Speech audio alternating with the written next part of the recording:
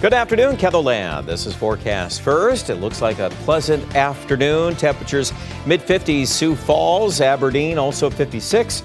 Here in Rapid City in the mid to upper 50s. We'll be watching your weekend. It looks like a nice start to Saturday. Sioux Falls might hit 60, but then some rain. Boy, that is sure looking interesting for early next week. We'll have the latest forecast coming up on Midday in KENOLAND.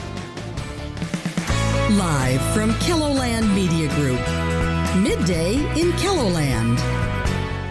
Despite a lack of snow, Great Bear Ski Valley is getting ready for the season. How you could get a job on the slopes. Plus, President-elect Donald Trump has lined up a slate of loyalists to fill his cabinet.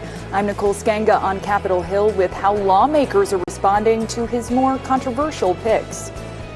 good afternoon and thanks for having us in. A Rapid City man is behind bars facing a list of charges after authorities found more than 20 pounds of drugs in his home. 28-year-old Nicholas Schell was arrested earlier this week. During a traffic stop, law enforcement found 2 handguns along with drug paraphernalia and cash in Schell's vehicle.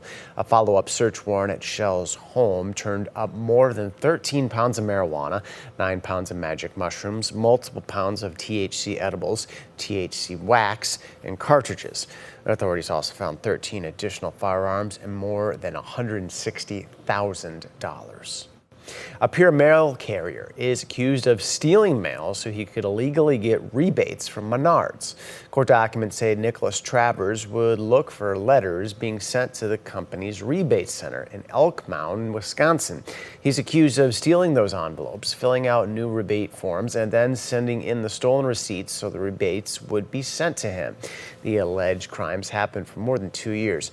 Travers faces multiple federal charges, including mail fraud and mail theft by an officer or employee. In weather, pretty pleasant out there right now, but we're tracking the prospects of a storm system, or maybe better stated, a stormier system on Monday, aren't we? Yeah, next week, more active weather to get to in a little bit. First, though, the start of the weekend looking pretty nice out there. And as you see our live camera view from Falls Park, we've got abundant sunshine, a light east wind. Feels pretty nice. So hopefully get some fresh air.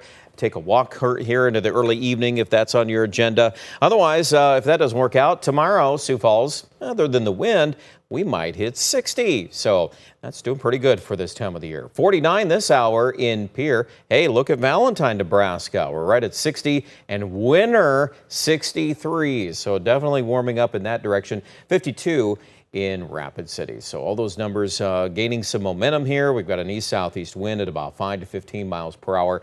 And I think a steady wind out of the southeast. In fact, tonight we would argue Sioux Falls could be ranging from 15 to 30 actually. So once we start to crank in more wind, perhaps a few of you might not like that as much. So that's why I would say this afternoon has some pretty nice benefits to it for being outside. Otherwise, for tonight and tomorrow morning, we're expecting some low 30s in western South Dakota. Sioux Falls starts off warmer than what we saw this morning, and then that's why we're off to a pretty good start there on Saturday. Your midday weather map is close to 60 in Yankton, and I think we will get a few of those 60s in the southeast. Maybe Yankton and Vermilion. Could be 63 or 65 tomorrow. Now, northwest South Dakota, some changes there. There's a cold front, and that will provide the necessary ingredients for some cooler and blustery weather. We are eyeing a storm system still coming up here for Monday, Tuesday. I've got some new information about that, and we'll talk about those details, Dan, in just a few minutes. All right, thank you, Brian. A lack of snow isn't preventing Great Bear Ski Valley and Sioux Falls from preparing for the upcoming season. The popular winter sports destination is set to host a pair of events, including a job fair. The Director of Communications says about 2/3 of staff return each winter, leaving more than 50 positions to fill. This weekend we're hosting our annual job fair. It's Saturday 10 a.m. to 2 p.m. here at Great Bear. We're hiring for all of our departments, so we're excited to see applicants come out and interview with our department managers. Some of the departments are full up, a lot of really good returners, but we're always willing to take anybody that is passionate about skiing. Following tomorrow's job fair, Great Bear will host a ski and snowboard swap on Saturday, November 23rd from 11 a.m. to 2 p.m. We're going to tell you how you can participate in the swap tonight on KENOLAND News. Crews are making progress on a shooting range under construction east of Rapid City. The range will cost $20 million when it's completed next fall. It's located in southern Meade County, 9 miles north of the Flying J truck stop on Interstate 90. The project is headed up by the South Dakota Game, Fish and Parks Department. The GF&P official met with the legislature's Appropriations Committee yesterday to talk about the project. KELOLAND's Bob Mercer has an update on construction and thoughts from lawmakers following a recent tour. That's on the Capitol News Bureau page waiting for you right now. Off-season training has been hard to come by for youth athletes in the Rapid City and Black Hills areas. With little to no training facilities, E3 Sports stepped up and has now opened a 4-court facility. They partner with various training groups to provide a central location for athletes to train in basketball, volleyball, and indoor soccer. You know, really the need for more facilities in this area. But before this, it can be really difficult to find gym time. It can be really difficult to run a program out of one location. We'll hear more from the people behind E3 Sports coming up in tonight's Eye on KELOLAND at 10 o'clock Central Time. President-elect Donald Trump is picking loyalists to fill key posts in his second administration, but getting some of the more controversial candidates approved by the Senate could prove challenging. CBS's Nicole Skanga reports from Washington.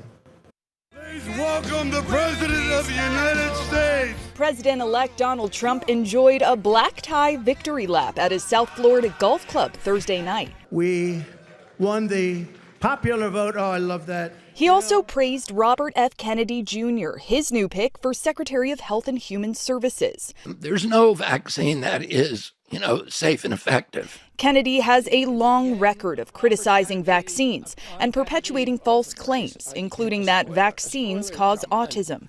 CBS News medical contributor Dr. Celine Gounder addressed that on CBS Mornings. Vaccines, to be very clear, do not cause autism. The, quote, research that claimed that vaccines caused autism was rife with ethical issues, was sloppy research. Dr. Gounder says an anti-vaccine approach has consequences for public health. Thursday, the CDC and World Health Organization reported measles cases around the world surged by 20% last year.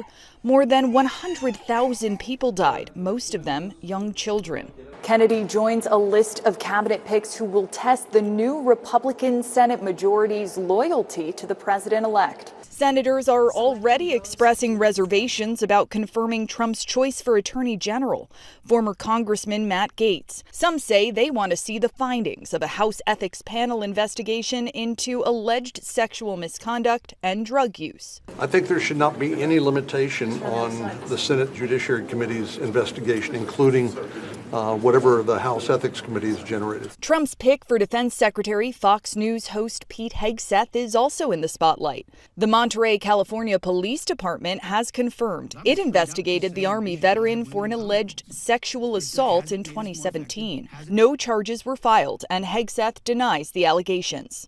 Nicole Skanga, CBS News, Washington. Last night, Trump announced North Dakota Governor Doug Burgum as his pick for Secretary of the Interior. And two sources familiar with the transition tell CBS News that investor Scott Bessent appears to be the leading candidate for Treasury Secretary. Still ahead, current President Joe